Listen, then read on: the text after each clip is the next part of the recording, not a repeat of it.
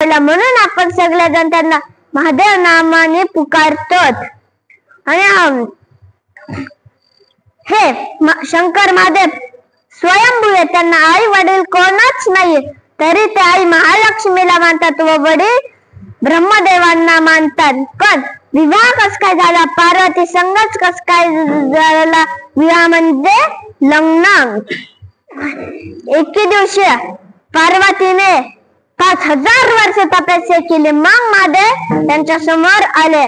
लग्न जुळाला इकडा ब्राह्मण वरडतोय, नवरा व नवरदेव माईक मध्ये वरडतोय, नवरा व नवरदेव लवकर मंडपात यावा।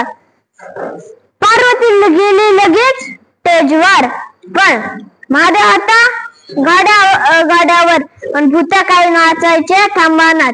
मध्ये झिंगाट गाण्यामध्ये साऱ्या पिक्चर मधलं गाणं कोणतं गाणं लावितच बसले। तेवढ्यात डबल पुकारायला लागला ब्राह्मण, नवरदेवानी लवकर स्टेजवर यावे, नवरी आलेली आहे। पण तेवढ्यात पार्वतीने काढला आपला मोबाईल आणि लगेच महादेवाचा नंबर डायल केला आणि त्याला फोन केला आणि म्हणाले, हॅलो, लवकर तुम्ही स्टेजवर यायचं असलं तरी, नाहीतर मी घरी निघून जाईल।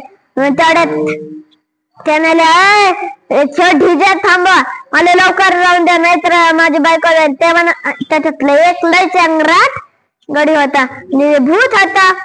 महादेवांच्या सैन्य कोण भूत, ते वर हात केला आणि म्हणाले, थांबा नका जाऊ, आम्ही नाचायचं करे।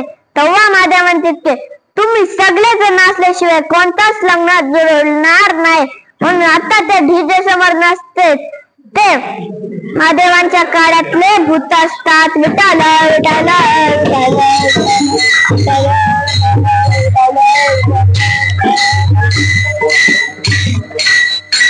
मग महादेव गेले स्टेजवर, ब्रह्माने पुकारले,